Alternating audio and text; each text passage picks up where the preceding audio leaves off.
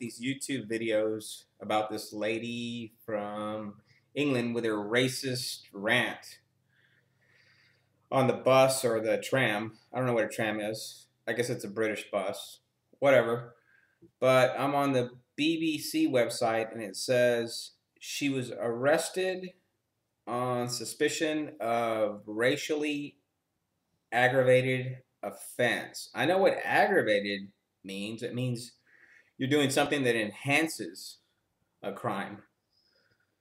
But racial offense. What's a racial offense? I didn't know England had this. Why would she be arrested for that? Now, I do think she was involved in disorderly conduct, which here in the United States, they'll throw you in jail for that. It kind of seemed to me like she had too much to drink and she was just getting too vulgar, making other people uncomfortable. To me, that's disorderly conduct. But racial offense, what is that? I'm familiar with disorderly conduct. Little self-disclosure. When I was 17, I was walking into a Ted Nugent concert with a friend, and we'd had too much to drink. And I had kind of long hair, but he had super long hair, Caucasian guy. We were both about the same age, and they singled him out. There was a long line. They weren't searching anyone else, but they singled him out and started frisking him and patting him down and asking him to empty his pockets. So I said, "Hey, what the fuck are y'all doing?" So they just grabbed me and threw me out of the concert.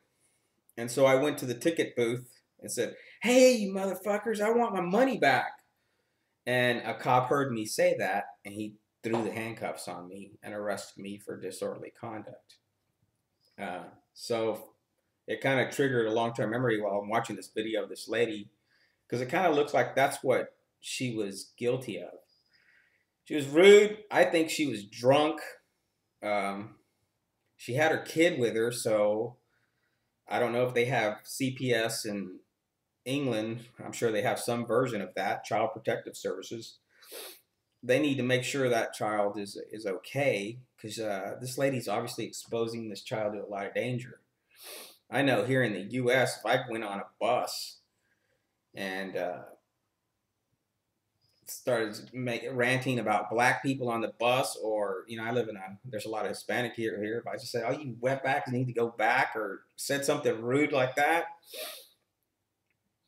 man, I guarantee it'd take about 2 seconds. And I'm not a very big man. They'd fucking be dragging me around like a Raggedy Ann doll, throwing me right out of the bus. That doesn't fly here, at least not in the city I live in. You can't act that way. Of course, she had that baby in front of her, so maybe there were people reluctant to react because of that. Looked like somebody wanted to react, but everyone else was being civil. So, I mean, they took the high road and they didn't overreact to what she was doing. I have a feeling she's going to wake up with a hangover. She woke up with a hangover and kind of was like, "Oh my God, I can't believe I said all those things." It'd be interesting to if she has any comments as to what happened now. Because people say mentally unstable. To me, she looked like she had a really good buzz and was saying things. And as far as what's going on in England with whatever 70% non-English people, I don't know what to say about that. I can only relate to what's going on here in the United States. It's kind of the same thing, but I kind of have mixed feelings about it. Whites have been on this continent for around 500 years, and brown people have been on this continent for 16,000 plus years. And I do believe the United States should recognize the borders, and there should be an immigration policy in place and laws that have to be enforced. But on the other hand, I live in a city that has a lot of immigrants, and most of them are great people, and they don't take nothing from the economy. They actually add something to it. I think they're an asset to this country. Yeah, there are undesirables, and that's why we need a legal process to when people come here to immigrate. Um,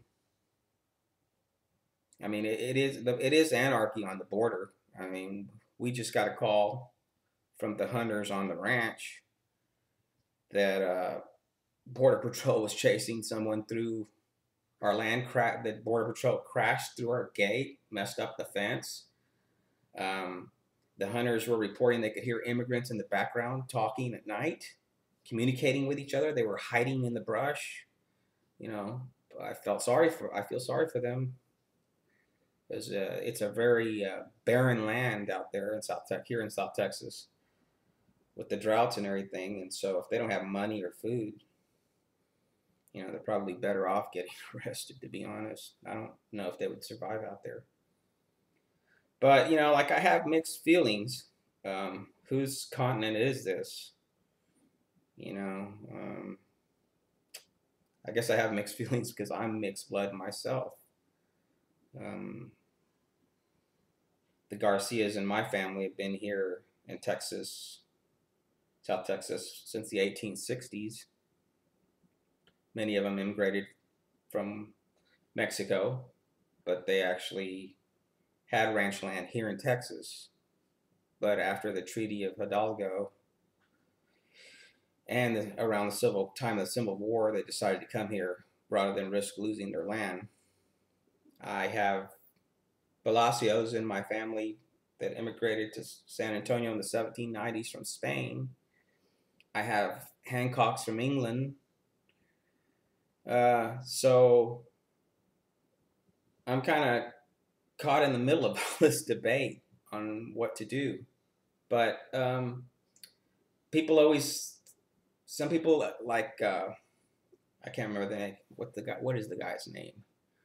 The guy's name is Rams Paul. He makes a lot of interesting videos. I don't agree with him usually, but I think his videos are so well put together that, I subscribe to him and enjoy listening to him. But he always talks about, and so do a lot of the people, talk about white genocide.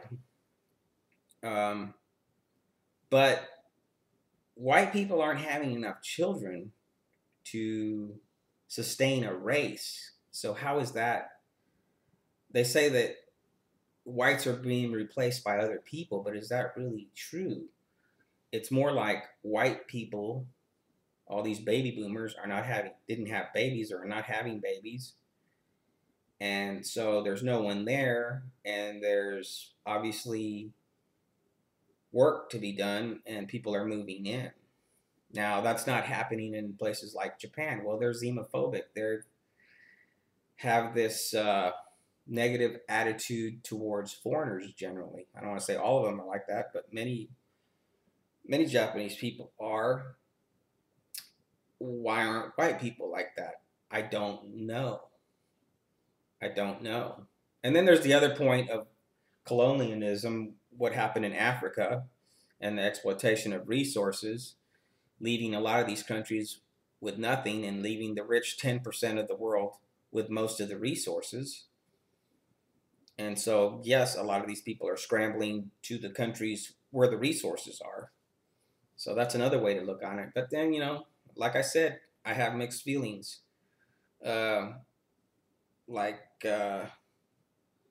Ramsey Paul said, if the people are replaced, the country is going to change. It's not going to stay the same just because it's the same country. Yeah, I have concerns about that. I don't want the United States to change a lot. I like